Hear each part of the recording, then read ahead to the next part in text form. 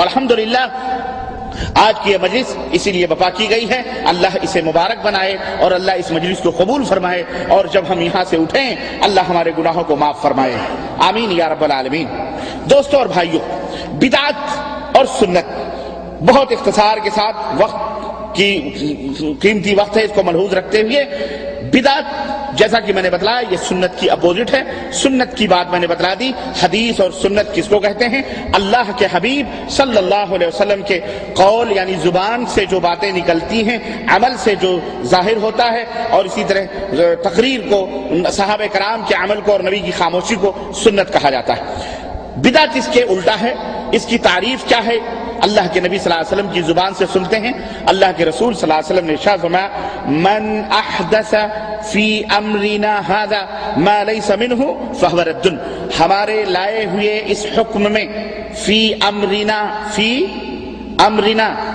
ہمارے لائے ہوئے اس حکم میں, ہمارے لائے ہوئے اس حکم میں, اس شریعت میں, اس دین میں جو شخص کسی نئی بات کا اضافہ کرے یا نئی بات ایجاد کرے, فہو رد, تو وہ مردود ہے.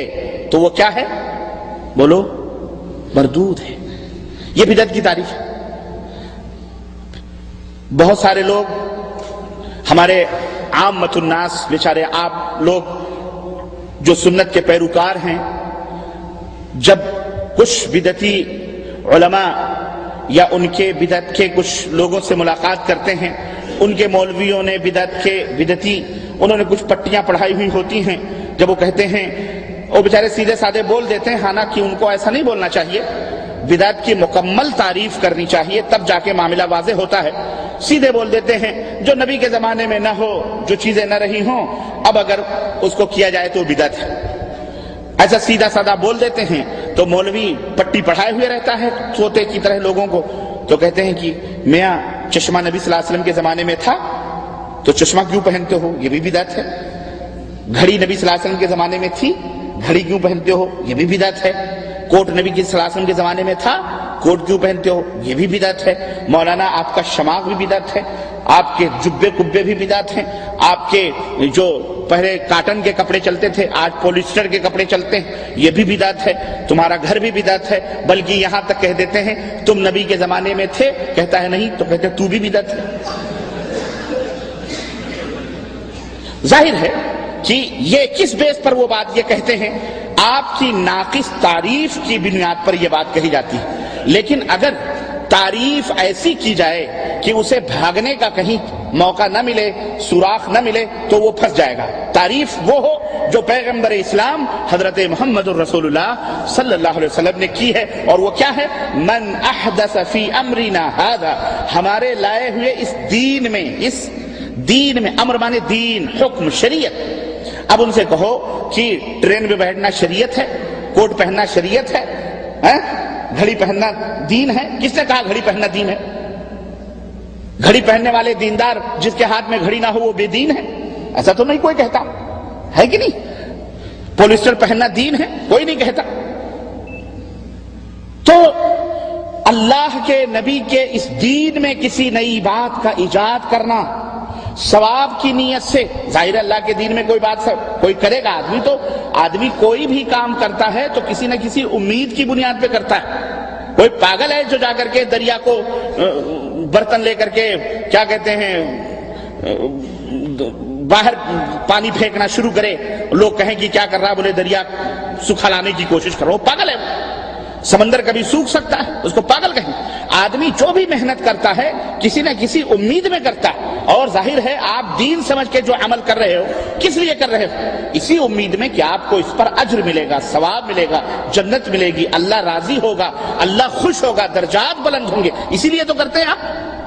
یہ جو ڈیگیں پکتی ہیں مزاروں پر, یہ جو چادریں چڑھتی ہیں مزاروں پر, یہ جو دیے جلاتے ہیں مزاروں پر, یہ عود اگربتیاں لے جا کر کے وہاں جو کرتے ہیں, یہ جو قوالیاں گاتے ہیں, یہ جو ٹھمکیاں لگاتے ہیں, یہ جو اجڑے گھجڑے بھگڑے ہوتے ہیں, یہ کیوں ہوتے ہیں؟ فالتو ہوتے ہیں. بڑے بڑے مالدار لوگ خرچ کیوں کرتے ہیں؟ تاکہ انہیں اجر ملے, ثواب ملے, باپ داداؤں کی روحوں کو پہنچاتے ہیں اس کے ایصال اجر اور ثواب. ایسے نہیں کوئی فالتو میں پیسے پھینکتا ہے. سمجھ آئی کہ نہیں آئی؟ تو یہ ہے اصل بدعت کس کو کہتے ہیں؟ جو نبی کریم صلی اللہ علیہ وسلم کے لائے ہوئے دین میں کسی نئی بات کو ایجاد کرے ثواب کی نیت سے، اس کو کیا کہا جاتا ہے؟ یاد رکھو گے اس تعریف کو؟ ہاں میاں سنو، صرف مسلمان ہونا ہی کافی نہیں ہے، مسلمان ہونے کے بعد زیور علم سے آراستہ، دلائل اور ثبوت سے آراستہ پیراستہ ہونا بھی ضروری ہے۔ ضروری کی نہیں ہے؟ آدمی سادہ سودہ مسلمان ہو، کوئی بھی کافر پھنسا سکتا ہے، کوئی بھی کافر گمراہ کر سکتا ہے، لیکن اس کے پاس دلیل ہے، ثبوت ہے۔ آپ کے پاس لاکھ طاقت ہے، قوت ہے، ٹھیک ہے، پہلوان ہیں آپ، لیکن ایک آدمی کے پاس پستول ہے، رائفل ہے، آپ اس سے لڑنے جاؤ گے تو کون جیتے گا؟ پہلوان جیتے گا؟ وہ رائفل والا پتلا دبلا جس کو ایک تھپڑ مارو تو ناچ کے گر جائے گا، وہ جیتے گا؟ وہ پستول کے آپ جائیں گے ٹھائے سے مار دے گا، وہی پہلوانی گئی آپ کی۔